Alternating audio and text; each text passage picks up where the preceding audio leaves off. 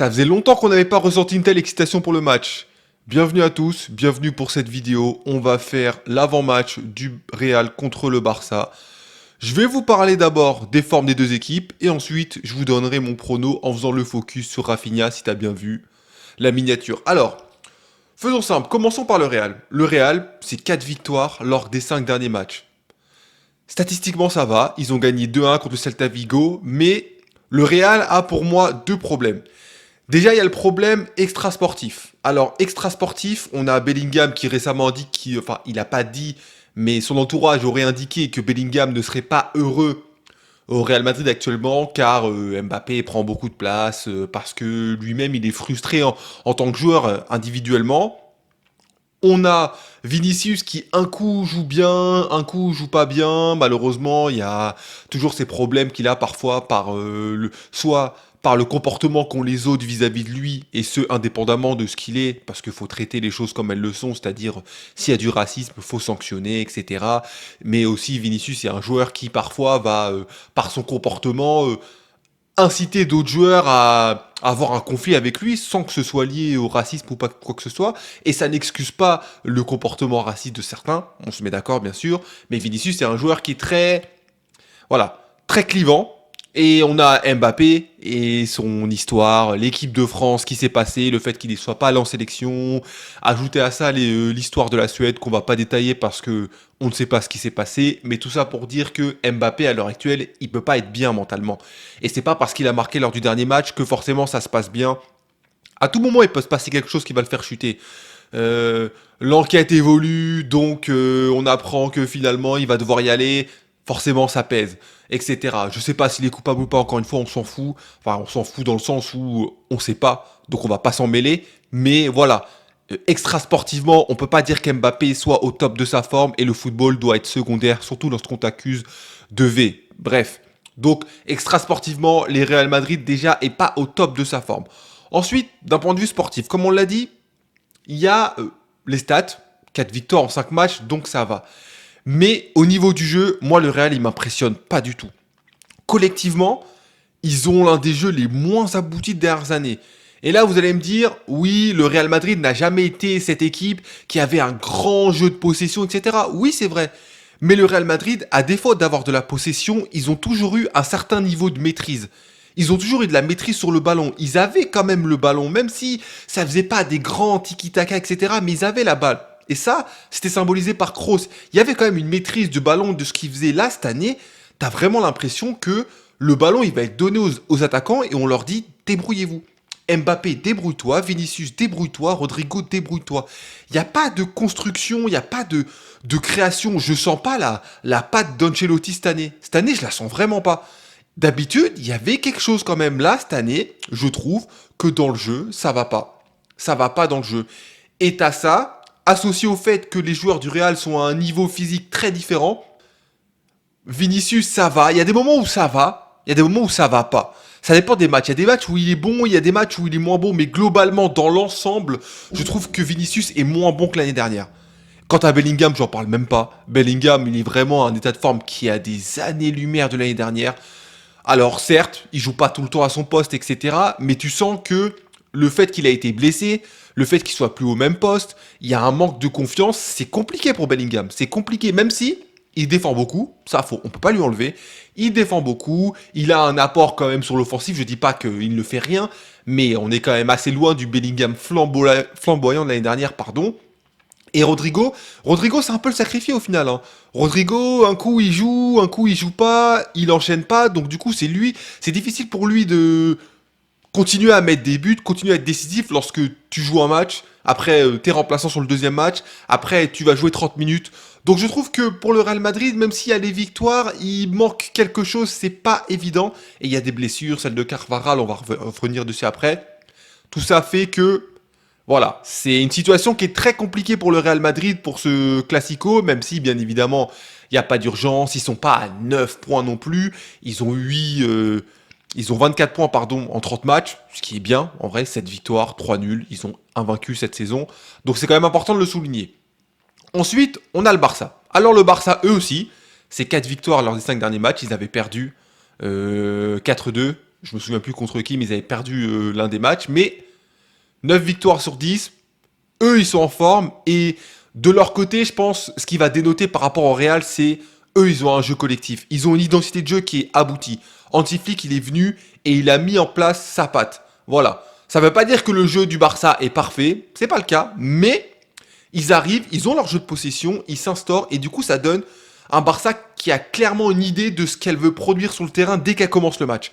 Et ça c'est très intéressant pour eux et quand tu associes ça au fait que les joueurs du Barça sont en forme et notamment les joueurs offensifs, Lewandowski est dans la forme de sa vie depuis qu'il est arrivé au Barça, je parle.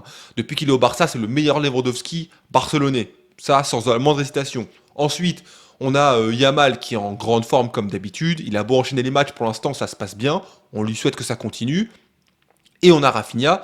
Rafinha aussi qui est en très très grande forme, que ce soit physiquement, dans les dribbles, dans la finition, dans absolument tout, Rafinha est en très grande forme. Même avec le Brésil, il commence à prouver. Donc vraiment, on a un Rafinha de très très haute qualité. Ce Rafinha est vraiment très très bon, mais on va revenir dessus encore après.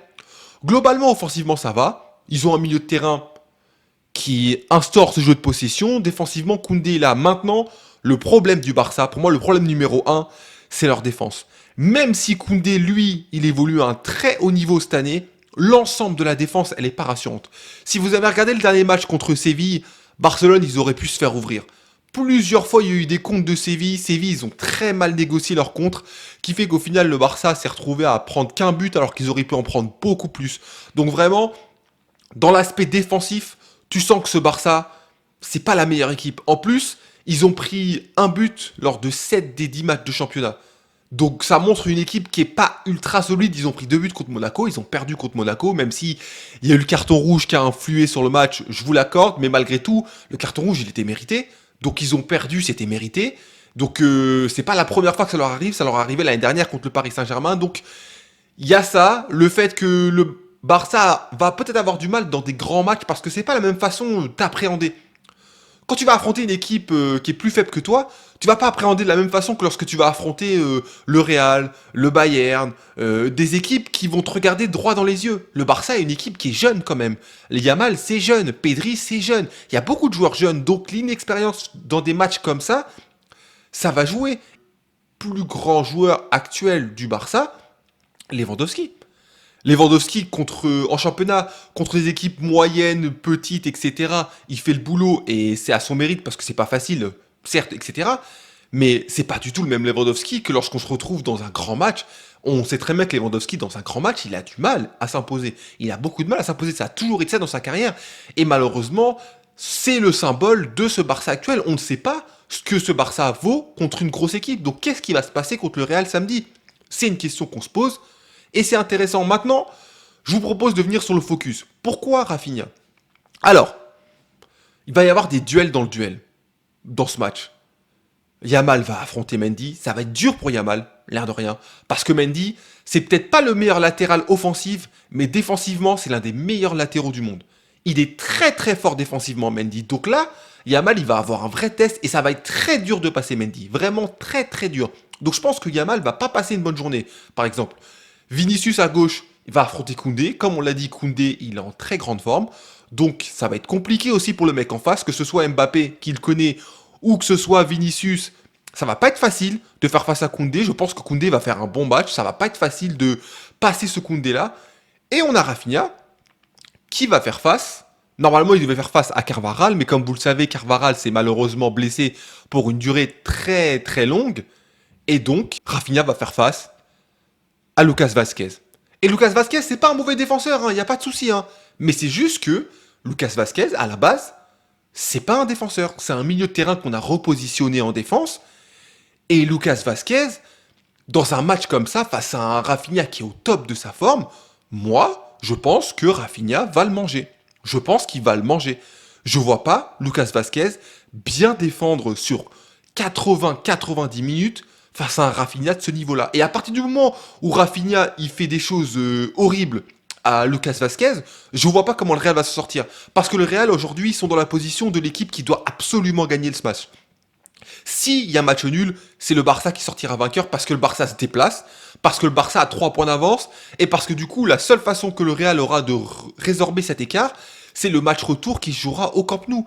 Donc s'ils veulent essayer de gagner le championnat, c'est maintenant qu'ils doivent gagner. Donc le Real va, plus le temps va passer, plus le Real va devoir s'avancer, prendre des risques pour gagner ce match. Et plus des joueurs rapides comme Yamal, comme Rafinha vont profiter de la situation. Donc pour moi, Rafinha, il a une vraie carte à jouer. Il est en forme face à un joueur dont c'est pas le poste. Ça va être compliqué. Après, Ancelotti, il peut décider de changer sa composition, de mettre Valverde à droite ou de mettre Eder Militao à droite. Mais dans tous les cas, le joueur qui sera en face de Rafinha, il sera pas à son poste. Peu importe qui mettra, que ce sera Valverde, ou Eder Militao, ce sera pas son poste non plus. Donc dans tous les cas, la personne elle va souffrir. Donc, pour moi, Rafinha, c'est vraiment le joueur qui, s'il fait un bon match, il peut détruire l'équipe adverse. Donc voilà, ça va être un match très intéressant, mais moi, pour moi, le Barça va gagner parce que pour moi, le Barça a plus de certitude collective et individuelle que le Real, même si, comme je l'ai dit, le Barça a ses failles. Hein. Le Barça n'est pas parfait, mais au Real, il y a trop d'incertitudes. Les incertitudes mentales sur les joueurs, incertitudes de jeu, on ne sait pas, etc. Pour moi, il y a trop de choses qui font que je ne vois pas ce Real s'imposer. Il y a des blessures aussi, etc. Donc voilà, mon prono, c'est la victoire du Barça. Le Barça qui va prendre le large, selon moi. Après, on verra. Dites-moi pour vous, vous voyez qui gagner.